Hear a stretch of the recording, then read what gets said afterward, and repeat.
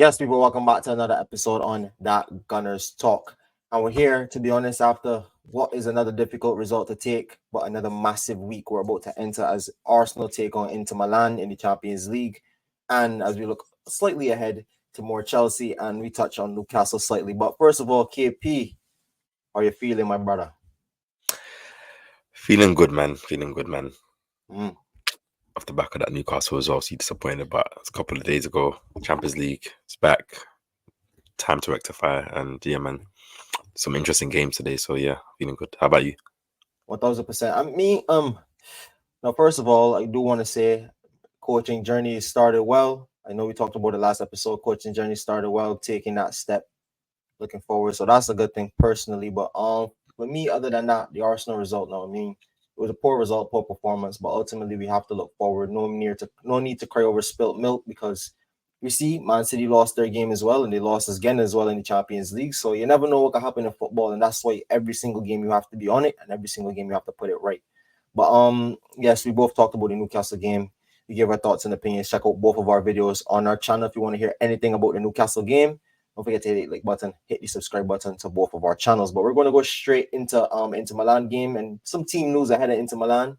The biggest news is to go straight into it. Martin Ødegaard is back in first team training, travels with the squad, and that's probably the biggest news we can expect coming out, especially with the lack of creativity and the lack of, overall just quality in the final third sometimes for Arsenal this season. We know with Odegaard back, KP, tell me how you're feeling about that news. And does that change potentially your starting 11? You don't have to get into it, but does that change anything?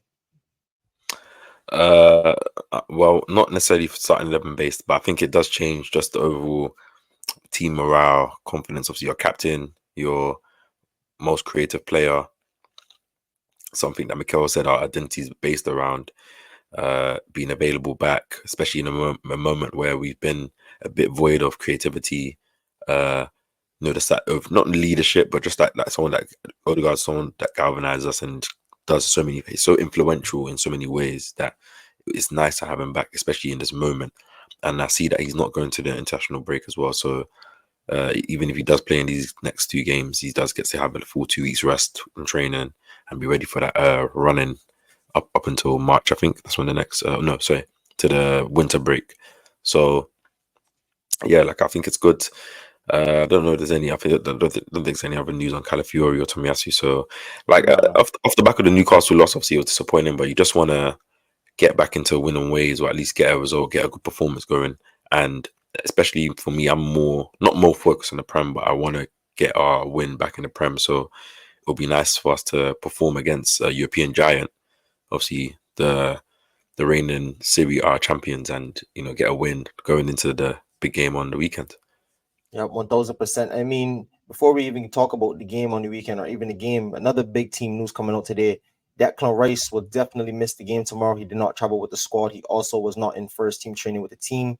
He had his own individual plan, so maybe it's like a knock. They're trying to just take precautions and see what that's about. But Declan Rice, another crucial piece to this Arsenal squad.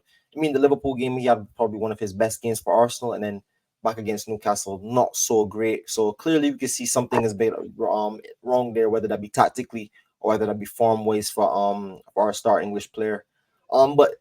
Listen, going forward into this Inter Milan game, you touched on it. It's a big European giant. It's a big European night.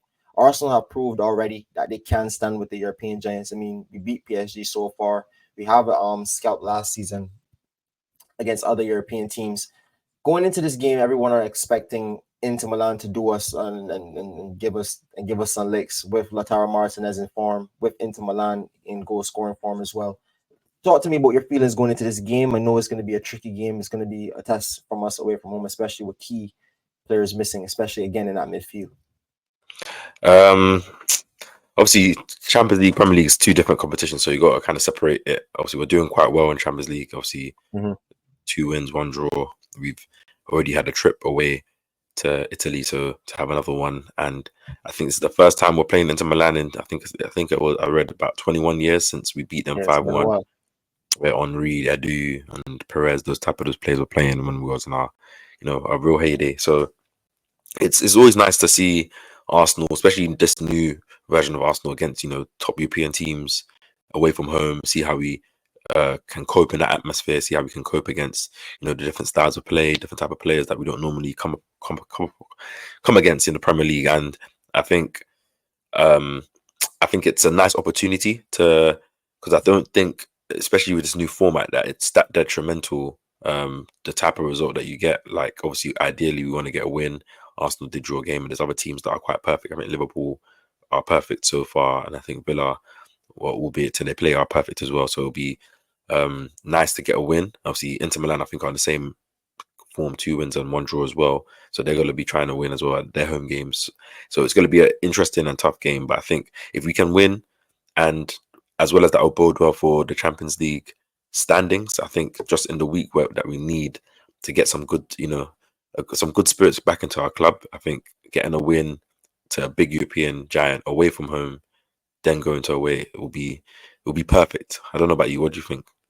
No, definitely, I agree with you. I think the momentum right now is the biggest thing. I talked about it in the latest video I dropped. I think this team needs a spark right now. You can see, even in some of the games where we've gotten results out of, they weren't the most convincing. I mean, in terms of a full convincing 90-minute performance. I mean, at Leicester, we looked dominant in the first half, ended up conceding 2 goals. Yes, we and ultimately come back and win that game, but it took another spark off the bench in Nwaneri coming off the bench to give us that impetus. Same thing off the bench. We needed that change late in the second half against Southampton.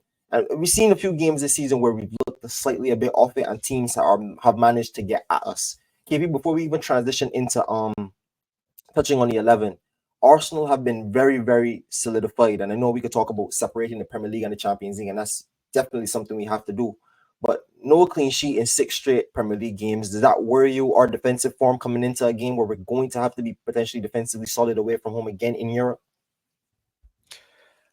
Yeah, I think it's not like warning signs or anything. It's just a bit where like I think our defense last season was our staple point, where I was confident enough in terms of just not even conceding quality chances to other teams, let alone real territory or looking like we're under threat. I feel like Or let we've alone looked. giving up a goal.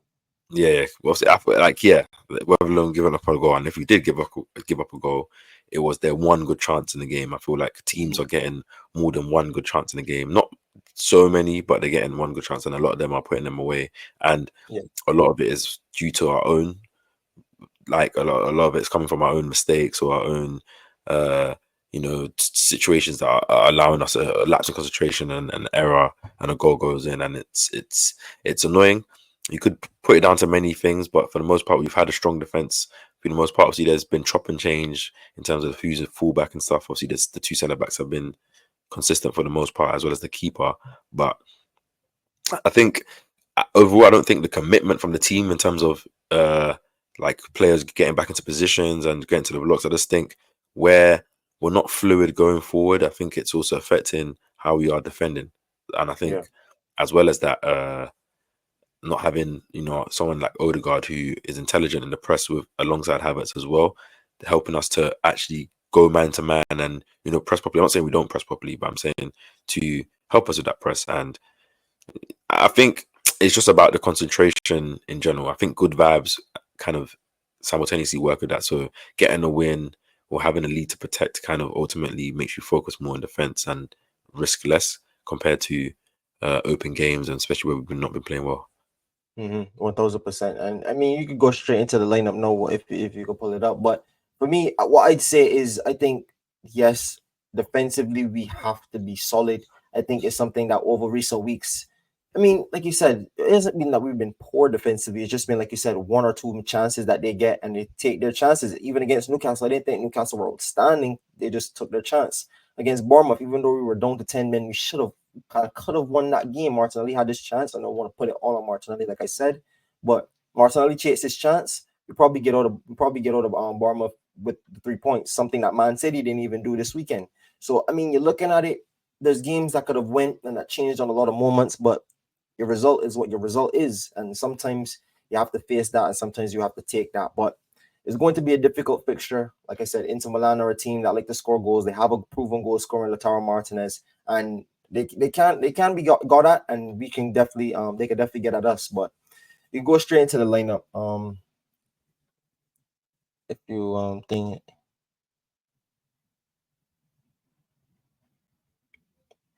Yeah. Okay. So I mean, we can walk through the lineup. I mean, goalkeeper is already started out. Obviously, David Ray has to be in goal, right?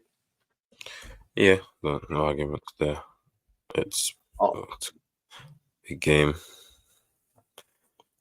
I think David Ray in goal. Right back. What do you do about right back? No, Ben White.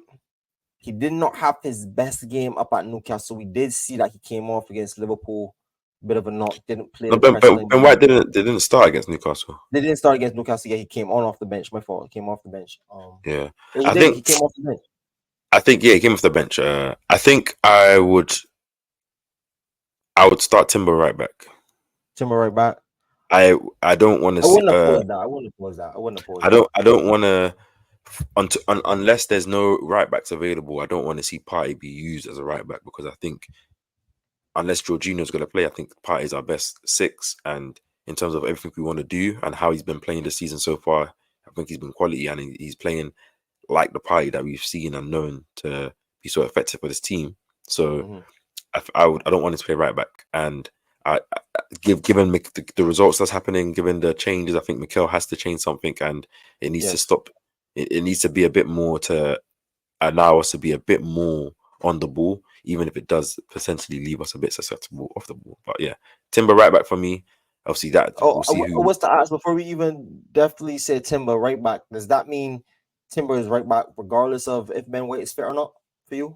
Because I think Ben White is fit, but I wouldn't start Ben White in this game. I would leave him for the Chelsea game on the weekend, so that Respect. because if he's coming back from if he's coming back from injury where he's not played in the last couple of games or last game, sorry, and he didn't start against Newcastle but he was able to make the squad. I don't think I want to risk him in this game if that's Yeah. if we're airing the side of caution. But yeah, and And, also and I think I said I don't want to.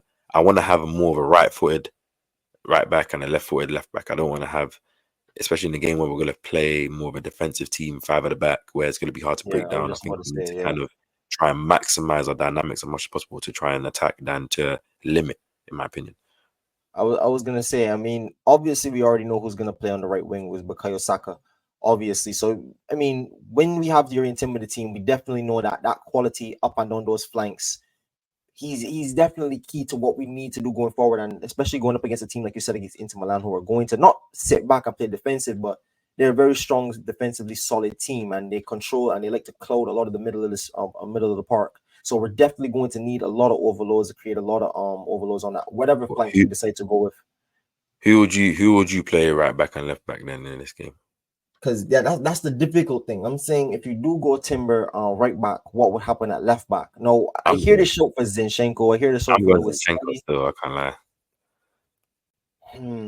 I haven't decided, KP. I'm not gonna lie. I'll be honest. I'll put my hands up and say this. Over the last few games, I've not been really. I mean, Liverpool, obviously, I knew what it was due to the circumstances not having Saliba, but in the Newcastle game and this game, now I'm kind of like, I don't really know about that left back position now. It's kind of iffy.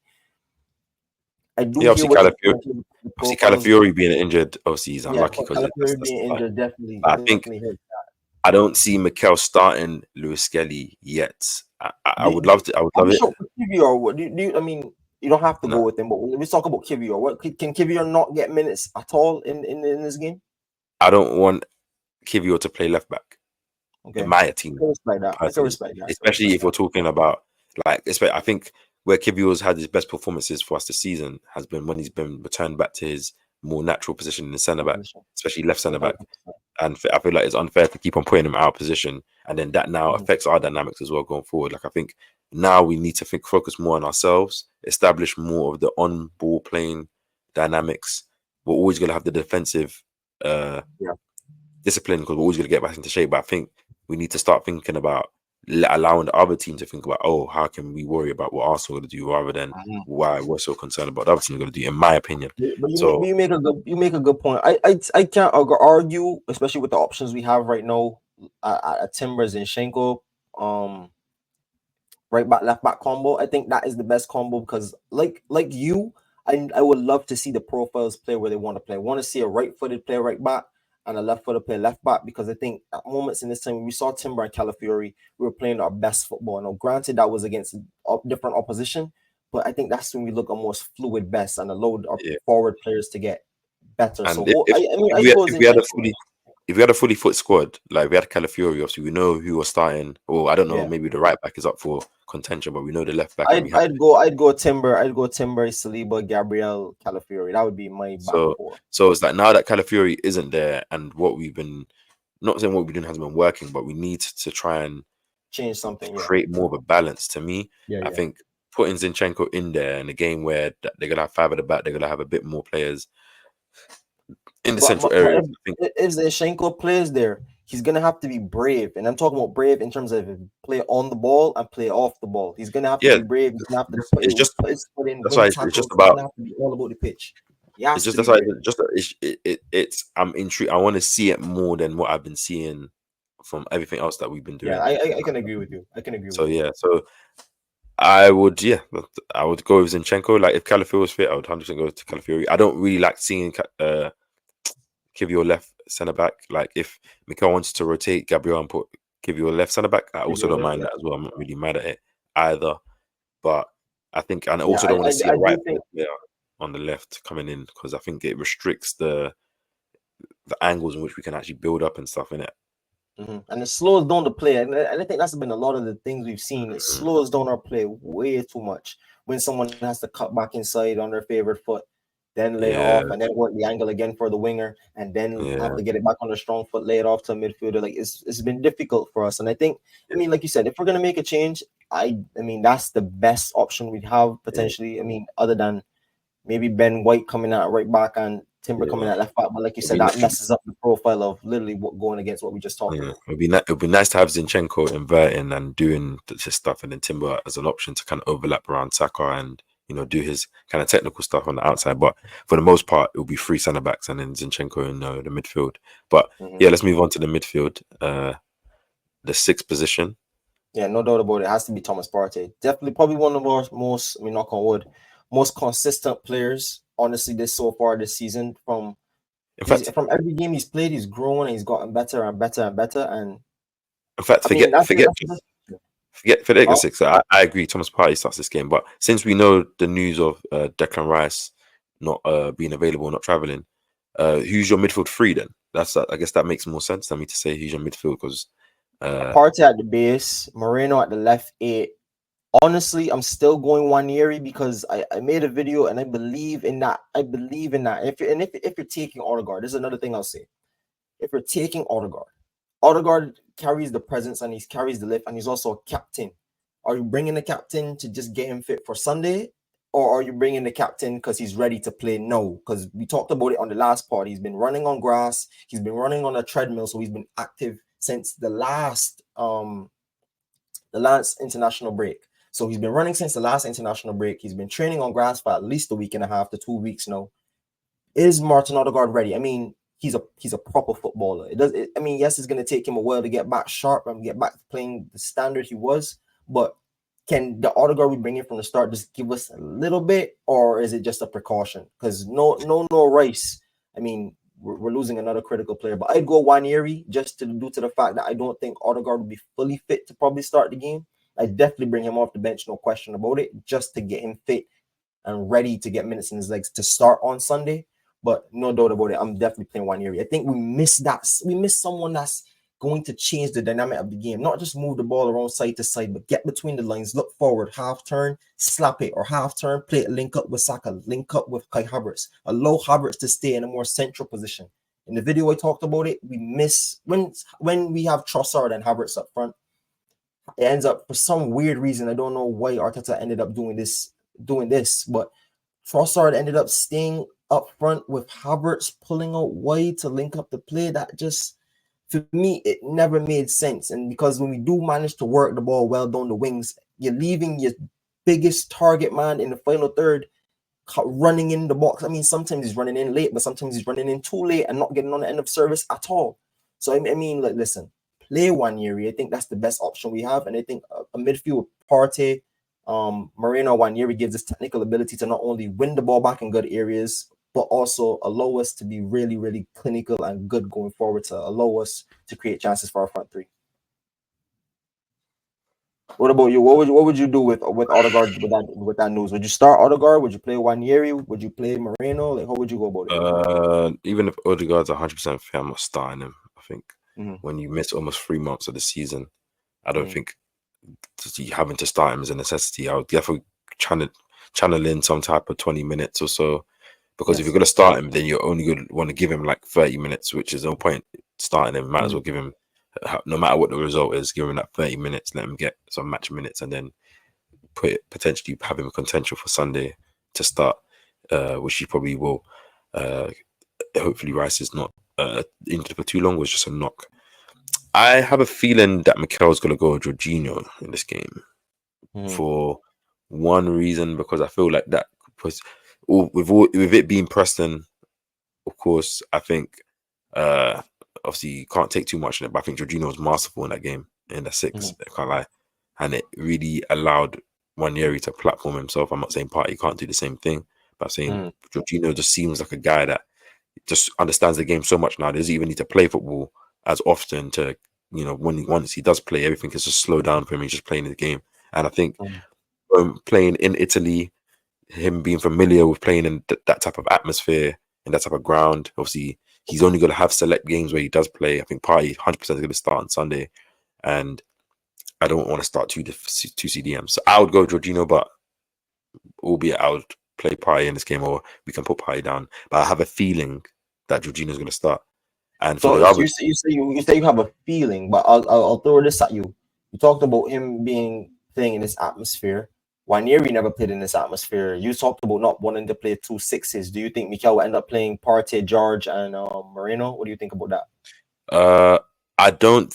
I don't think in this game he's going to play that because it won't provide us with any real creativity apart from going through like in behind, First because days, yeah, we don't have or any knocking ball the behind, carriers. yeah.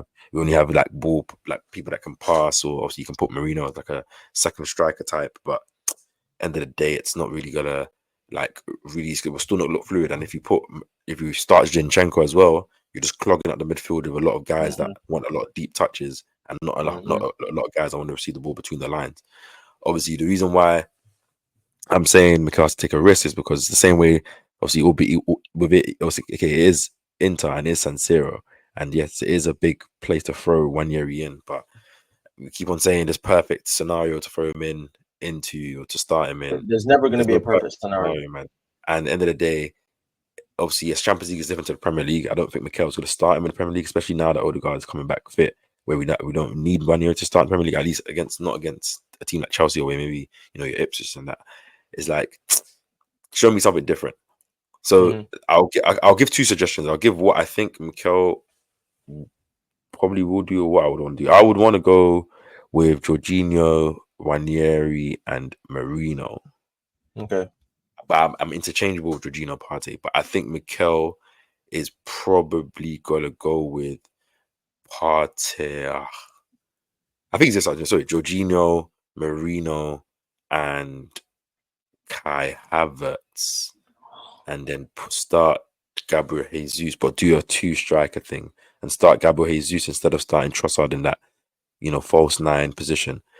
In that team, I wouldn't mind if Kai Havertz was the actual striker and Jesus was more of the 10 false Yeah. 9, where he gets license to roam around the pitch. Does that solve the fluidity issue really and truly I though? think Honestly, it does, because Jesus with a free roam role where he's not expected to be the first goal scorer in between the lines, he's probably still one of our best players because he's ability to manipulate the ball and receive the ball back to goal, turn, offer something confident between the lines to want the ball. Jesus, I remember when he's confident, wants the ball, he calls for the ball and yeah. wants to link up. And if he has that free roam to kind of go and create and then get into the box and slalom 3 players and link up with Havertz with 1-2s, as we've seen, I feel like they do have a good relationship.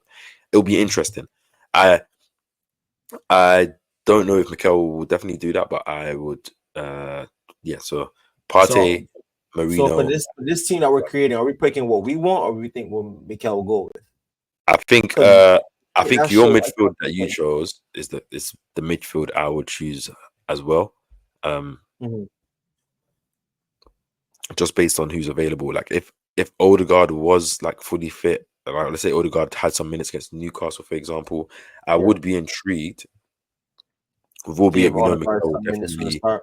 we know Mikel would definitely go with Odegaard said Wanyeri. I would have been intrigued to see him put both Wanyeri and Odegaard in the team.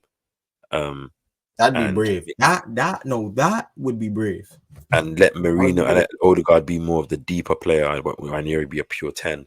And then let's see how, you know, we can dictate, because Odegaard does offer us the control in the middle, but then you have a player like Ranieri still in between the lines that can probably offer us a bit more vibrancy in those positions that I think Odegaard does bring as well, just to class. But there's a vibrancy about Ranieri. Maybe it's his age anyways, and because he's young, so it's just one of those. But yeah, the front three.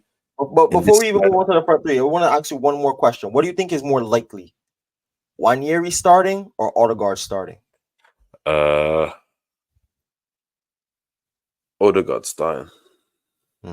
I see. I think so. If Odegaard's 100% fit, that's like, why would, like, your captain, who, if he's 100% fit, like, and your most creative player, versus like obviously maybe one of your most talented players, but hasn't had a start. What I'm saying. We're going off the fact that if he's 100% fit, but that's what I'm saying. Was more likely potentially a 50% fit Odegaard, 60% fit Odegaard, or a youngster who's been playing pretty well and could probably just. But that's what I'm saying. Like, there's been Odegaard's been out for almost 2 months now, and Mikel's only started him in 2 games in the Carabao Cup, where you would have expected him to start in those games, even if Odegaard was fit or wasn't fit. So it's like, why would he now? If Odegaard is potentially, or even just can make the bench, start one. I don't see that if that's a choice. If it's just whether you want to start 1 year or not, I can see Mikel like pulling the gun and saying, you know what, let me give him that. If he doesn't play well, there is Odegaard that can bring on. Do you know what I'm saying, to take the pressure off and to, do you know what I mean? But will Mikel do it? I think he has to show his hand. He has to show us he has to play a hand that, or a card that he hasn't played yet, because I think even probably teams prepping are probably prepping for Arsenal to be a bit more physical, a bit more tall players, and, you know, not for, and no one knows about Wanyeri. They will know about him, but they won't know about him. And especially where, as I say, like, I think Milan will defend well, but I don't think it's gonna be a low block. So I think there will be spaces for an Odegaard or Wanyeri to manipulate it. But yeah, the front three, I think we know who the wingers are going to. Well, actually, let me not say that. I mean, we know Saka's going to play. I don't know if Martinelli still stays in the team for you, but I don't want to see Trossard left wing in our team again, personally, for me. Not because I don't think. Before we even move on to that, because I haven't thought about it, but wait a sudden no Trossard left wing ever again. I think it's the same reason why we haven't really been seeing Trossard left wing this season either. Like, and this is with Martinelli having like some good performances, some poor performances. Yes, Sterling is there, who hasn't also been a player that's been subbed on to play left wing all the time for Martinelli. There's always been like maybe Jesus sometimes, or a different kind of player being moved there. But I think I think you can see that there's a decrease in Trossard's physicality in general, just probably just with age, that I think takes away his explosiveness that in the wide areas that you need. That I think in the central areas is different, because he's gonna have you're not gonna have just one marker. You're gonna have multiple markers. You can pick up different spaces, a bit more freedom, so it can help his skill set. Obviously, whereas I don't think, because he's not a 10, and Arsenal don't play, like, the problem with Arsenal don't like to play risky passes between the lines constantly. Like, if we were a team that like to do that, I think players like Trossard will be utilized so much more. Benefit 100%. But Arsenal won't do it. Like, they just won't do it. Like, other teams, I watch other teams, like, if there's a pass to play, the centre back trusts himself to play it, and he trusts the player to receive it or make a decision with it. But whilst with Arsenal, it's like, unless it's certain players, or unless like it's Partey who when he's in full flow, you don't really see it, because Declan Rice could probably. Anyways, I don't need to digress. Either way, I think yeah, I would prefer Trossard. Like when Saka Martinelli. Was it Saka Martinelli, right? Yeah, Saka Martinelli, but I would go Jesus up front. If, like, either way, whoever starts midfield, I'll still go Jesus up front in this game. The reason why I would is because I think, again, we just need, like, it's not like you're dropping Havertz. It's just rotation, because Havertz is going to start against Chelsea, his old team, which you would want him to. But I think where Jesus' last game that he played, obviously he come on against Newcastle with like not much left, and obviously not much that we were doing in the game. But where he scored a goal, he's looked a bit sharp. Champions League is something that Jesus does perform well in, and I feel like we just need a bit more creativity. I want to swing the gun on Jesus. Not saying he's going to score a goal, he's going to do boundless. In terms of just bringing that a bit more, just something. You know, I think you talked about spark. Like, I'm looking at that team. If you insert Jesus there, you have Wanyeri spark. You got obviously Saka, Martinelli if they're a bit more invigorated sparks. You got Zinchenko there breaking lines. You got Timber in his more natural position. There's a bit more sparks in the team. Thomas Partey in a 6, you know, dictating Boston stuff. No disrespect to Declan Rice, but obviously him out the game now will be interesting to see how, because I can't remember the last time Arsenal played a game that wasn't an important game without Declan Rice playing. So again, there's a lot of interesting things that we can see from this game, and yeah, I think I don't want to just be a one trick pony team where we only play Havertz in every single game. Especially where it's different, like for City where they don't have another striker anymore. So Haaland's going to play every game, and he probably wants to. He's young, but we have 2 strikers and one's fit. Oh, they're both fit. Sorry. So yeah, I see where you're coming from. What would you do? I disagree. I agree with the wingers. I disagree with the center forward for the mere reason is something that you articulated pretty well, I think, when you touched about Jesus. Jesus, when he's allowed to have that free roam and get on the ball in deeper areas and allowed to create and link up the play, I think that's Jesus' best position. And I think the biggest thing for Arsenal, for me, is we've been creating a lot from trying to put the ball into the box. We've been trying to overly use our physicality. And I think playing Jesus in that central area, I think you're not really playing too much to his strengths. I'm not saying that if Jesus comes in, we'd ultimately lose the game or we'd probably not perform well. I mean, I'm ultimately up for any changes in terms of just when you say not playing to his strengths, what do you mean? Like I said, if for me, when I see this Arsenal team over a few weeks, I think we miss a presence constantly in the box to put the ball into, because we like to put the ball into the box. Martinelli likes to put the ball into the box. Saka likes to put the ball into the box with crosses. If you put Jesus in there, not saying Jesus, I mean, Jesus is a shorter player, 1, and 2. He likes to come deep. He likes to come to different areas to link the play, and that's probably my biggest thing with Havertz, and my biggest problem with Havertz when he's played alongside Trossard. Why are you have Trossard do that job? You move, go, get in the box. That's the best position. Get in and around the box. Get in the center of the pitch, because that's where we need you. That's where we can use that height. Use your height for knockdowns. And I'm not saying you can't use Jesus for knockdowns or hold up play. I think he can do that. He has the ability to do that for a shorter player. But I just think you're missing that.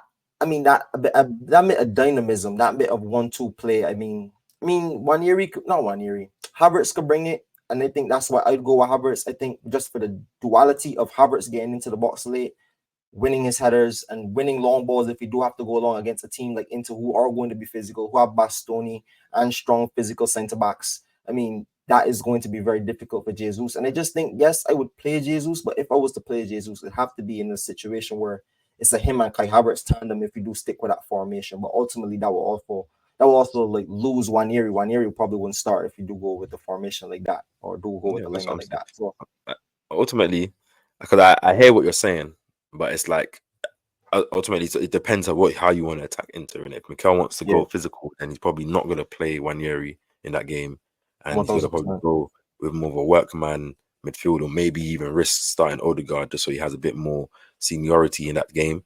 But I feel like I don't want Arsenal to just be a team that want to rely on having height and physicality and presence. Like, I don't think Kai Havertz's natural game is just to stay between the centre backs. I think he prides on movement and adopting spaces that it's hard for the centre backs to mark. I think obviously with Odegaard being missing, he's probably felt a more of an emphasis to, you know, drop a bit more deeper and link up play. And as I said, I think naturally your Trossard isn't a 10. It's different playing false 9 and playing 10, and you're starting in a position that isn't like from the centre backs deep, where you're starting where you already have a marker and where you are relied on to have heavy touches and create a lot. I don't think that's just like, you know, the focus is you, where everything has to go through you. I think that's not his game. I think it depends how you want to play. If you want to play a bit more intricate, you want to have a bit more different, a bit more football, especially where certain players are missing, and it isn't a Premier League game. So that's what I say. Like, so trying something new where maybe your hand's a bit forced will be interesting. It's not like Jesus can't play strike. Like I think everyone's just because he has had a great scoring year. I think it's just this time last year, no one would have thought Kai Havertz. Well, I knew he would have, but no one would have thought Kai Havertz would have played strike and like or scored the goals that he's been scoring. Where we're now saying, "Oh my God, you shouldn't play him." But I think just where it's a rotation game and where you can still bring on Havertz into the game, I think it's a squad game as well. Like we're all talking about this. That we're all talking about this stuff. I think this is a perfect game to. Because I don't think there's even that much rotation. There's just enough rotation to where it's the type of players you're bringing in. Because the type of players you're bringing in means, yes, we might not have the presence of Kai Havertz, who, yes, if Ranieri's there, he doesn't have to drop so deeper, so he might be in the box, occupy the centre backs more. Which against Inter, where they have 3 centre backs, you might want a bit more, and it gives us the option to go long from Raya to cross the ball from. That would be what I'd go with Havertz. Honestly, that'd be probably. But at the same time, if you play Jesus, if you have a Ranieri, you have a Partey, you might not necessarily have to go out wide. You can just go through the middle because you can just not force it. Like Jesus receiving the passes in between the lines, link up with Ranieri, Saka. Like there's a bit more like how you're seeing it in 22-23 because all the players there are a bit more comfortable, a bit more nimble, a bit more mobile. So it's a bit more fluid. Like, you know, like that's how I'm looking at if you want to defeat them. But it depends what Mikel sees because it might not be. Inter may not give you that for you to do. So even if you play those players, it might be difficult to do that stuff. But I think from where I've just been watching the last couple of weeks, where we go long a lot, we do get a lot of set pieces. But obviously because we are good at set pieces, we more focus on trying to set up every set piece to kind of get an opportunity to cross the ball into the box and stuff. And where we haven't really had that central penetration like through the pitch. So we've been going out wide a lot, which allows Saka to get double team, triple team, which makes Martinelli have to deliver something out wide, which he should be able to, but that shouldn't be your only focus. Like you should be able to play the ball to a 10, he turns out the pocket, slips a pass in behind striker. Like I mean, I shouldn't, or he plays a pass to a striker 1-2, then it shouldn't just always be get out the ball, cross, or low cross. Like that should be one way of scoring. It shouldn't be the only way. And it seems like that's been the only way, but it's because there's players that are in those positions that can't receive the ball on the half turn and, you know, take on a man or take out a player, and they're comfortable doing it, and the team is also comfortable playing them. So we have to find a different way. So it just, I guess, my preference. But Havertz plays in this game. I don't think it changes too much. Like Havertz, Jesus, they are both offer different things. Ultimately, one's more of a presence, one's more of a footballer. Like they're both good players. Like there's not really a debate that's anything. We can go with you because I think there's probably who would probably get the start a bit more would probably be Havertz, but I would love to see Jesus in this game because I just think looking at that team, I feel like I see a lot of chemistry lines. I see a lot of our original front three. I see good ball playing fullbacks, and I see our best 6 who's playing in form playing. And obviously a creative 10 who we've seen what he's been able to do playing in a big game, which you probably relish and want to, you know, say Lamine Yamal, you know, the only one that can ball out in these, you know, big games, big competitions at the age that we're at. But a win is what we need, man. It'd be interesting, man. I think we could leave it up to the comment section down below. Let me know what you think down below. Let us know what you think down below. Should it be Havertz? Should it be Jesus? Who would you start up front? I think, like you said, both of them give us a dynamic that would be with this lineup surrounding them. I think both dynamics would be very interesting to see. Is just that what I think probably Mikel will definitely lean towards Havertz. Havertz is definitely more likely to start than Ranieri. But I mean, it's down to the manager ultimately. We can only speculate, we can only decide, but I think it's down to the manager. Yeah. No, a great debate anyways. And obviously I'm pretty sure in the comments they can put down, you know, Jesus, Havertz, you know, Martinelli, does he play or not? You know, Ranieri versus whoever else, Zinchenko left back or whoever else. But I was gonna say also, like, in your lineup, are you having one eye on Sunday, or is it because this Wednesday? Honestly, I'm not. Not that I'm not thinking about Sunday. No, I know, yes, the Champions League format is a little bit different. The pressure to get the points is not on this game. But at the same time, how this squad is right now, this squad can't put their eye on any other game but the game that's in front of them right now. Don't focus on... No, but I'm saying just in terms of like the lineup selection? Yeah, like because that includes like players that are, you know, haven't shown to be 100% fit. you know, I've I had mean, constantly like, are probably. you, because I obviously mean, you don't want to honestly, play, you don't want to based play on a that Ben White game, and then he pulls up, or you don't want to play yeah, Odegaard too early and I then he said pulls up. the only thing will really be Ben White. From the team that we picked, I think the only thing there that you could really say that you have an eye on Sunday looking forward towards is really, I guess, Ben White. Any Would other you say only player Ben there? White though? Because if Declan Rice is knocked up, so say he's just out of the game on Sunday, maybe he doesn't go with England, like, then do you risk starting Thomas Partey in this game, knowing that, let's say he picks up a knock now, you're missing your two main centre midfielders against Chelsea, where you could play Jorginho in this game, and you know you save Thomas Partey for that, knowing that Rice is out. I don't know. I'm saying, is your mind with Mikel? At the same Would time, you be mad if Mikel has these thoughts? I see where you say that, but at the same time, God forbid, I say this, God forbiddingly. I mean, we've been saying, oh, if Partey gets a knock, Partey gets a knock, Partey gets a knock. He hasn't got the knock yet, and he seems to be playing and playing well. And clearly, this method of giving him the more minutes to allow him to get that rhythm is proving to pay off. So I don't want to. I'm not saying I don't want to rest him. I keep him in because why You want not? to keep him in rhythm. But yeah, I just want to keep him in rhythm, honestly. But God forbid it does happen. Like you said, we've played with Jorginho. Jorginho has came in at the back end of last season out of the cold and put on and help us go on a long run, a multiple 10-game run. So God forbid something does happen to Thomas Partey. It wouldn't surprise me if we could pick up Jorginho. He comes straight into the team like that. I'm not worried too much, honestly. Yeah, so, I agree with you. I just play Partey. I think this is where I always find it interesting, because I'm like, when people look at squad depth and, you know, rotations and stuff in it, like if Arsenal play in the Europa League, then you would probably see 111 play on Saturday, 111 play on the Thursday, and true. you know, everyone would be getting equal minutes that way, and you know, such like, and maybe someone in Ranieri would have played a lot more games now because you'd have probably been starting those Thursday games and then whatever.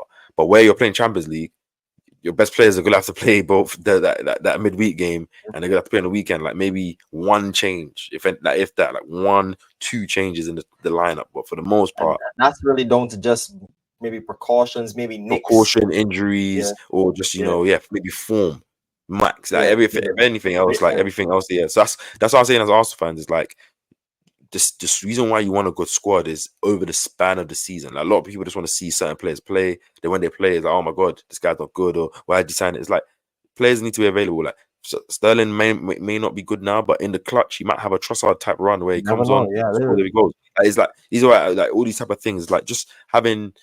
But it's hard to kind of start at 2-11s in Champions League where you have. I think when I'm looking at my team as well, I was thinking about it. Like, there's so many changes in there. I'm like,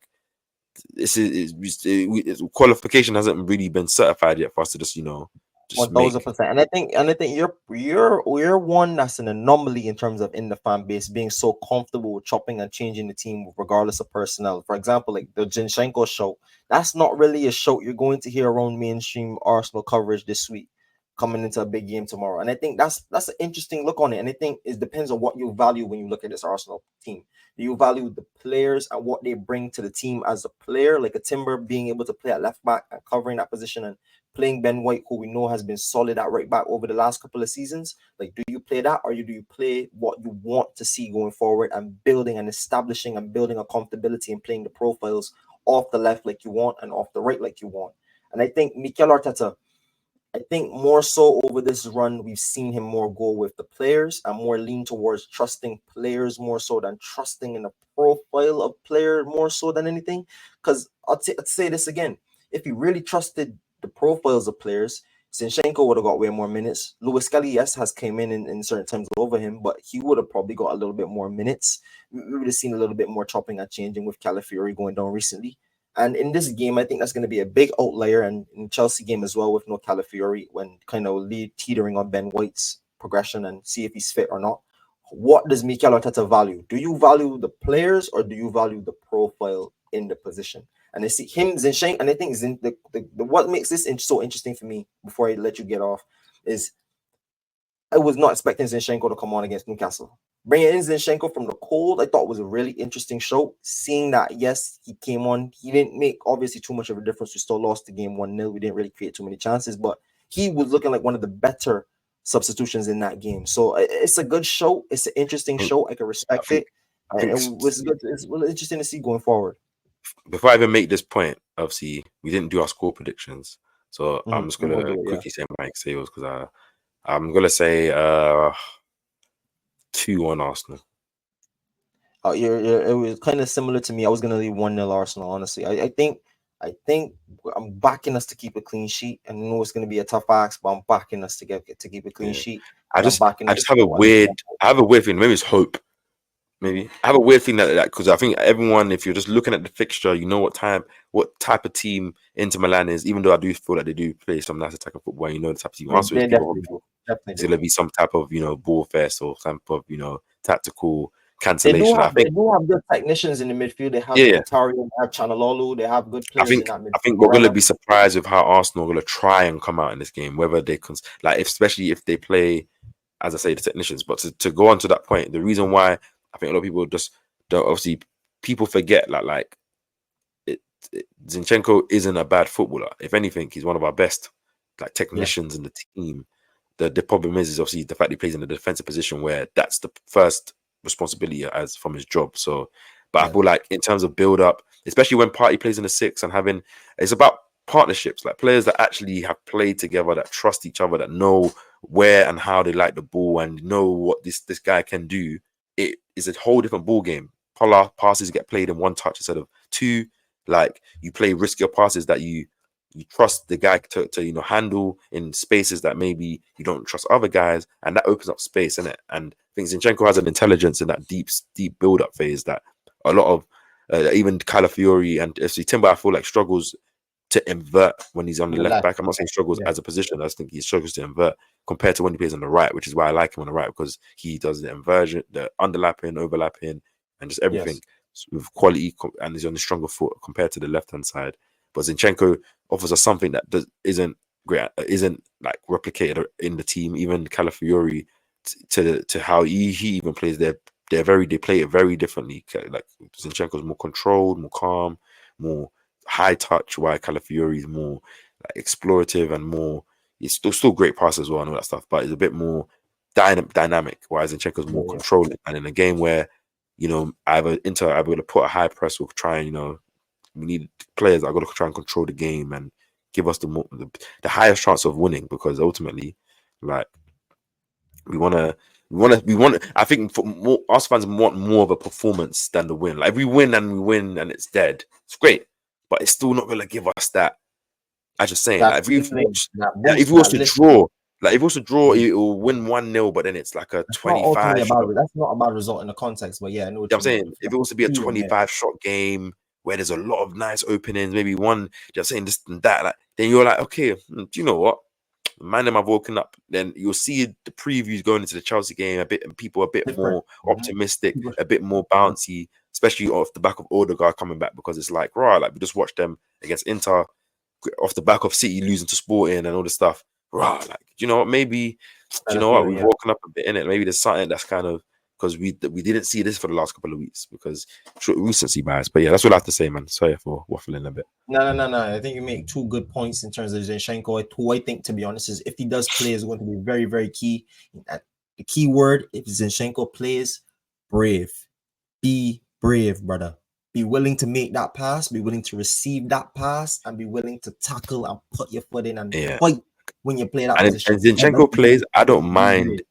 The only thing I don't want from Zinchenko is there's sometimes it's like his brain lags. Like he'll get the ball and then he'll not play the pass, and then he'll take it like a touch that's and then that puts him in a worse position. And then accidental touch because he's fingered too much. I don't mind if Zinchenko tries to play a risky pass, cut out, because it's part of parcel of playing risky passes. It's when decisive about the risky pass, because more time of it, playing a risky pass, there's a small gap for you to try and hit. The longer you take, the smaller that gap hits, because that player can recover it or close the gap. So you got to know, hey, Odegaard, I'm doing it. If I'm not doing it, I'm recycling it. Not this kind of delay and then you get tackled and you don't have the recovery pace or the intelligence to foul, and then we're getting counted on. That's the only thing I don't want from him, because I think people look at it. I've seen Calafiori get spun by many players this season. I've seen Kivio get spun by many players. I've seen they all get spun. I've seen Ben White get spun this season. The only player I haven't seen get spun is Timber, and obviously he's just kind of faking it physically, but everyone else has got spun. So I don't think Zinchenko's mistakes, for me, I get angry more on the ball. His off the ball stuff, I expect. He's not the tallest, I expect. He's not a left back, I expect. And he doesn't really get beat 1v1. It's more his positioning on, through balls and offsides. He's always the one playing someone onside. But It's the on the ball stuff. You're meant to be the guy that like you don't lose the ball because like I don't know about you, Steph. Obviously digressing again. Anytime I watch Granit Xhaka for Leverkusen, is that maybe I appreciate Xhaka a lot, but he looks like one of the best centre midfielders in the world. Like the way he plays the game is like if we had Xhaka in our team, it's this.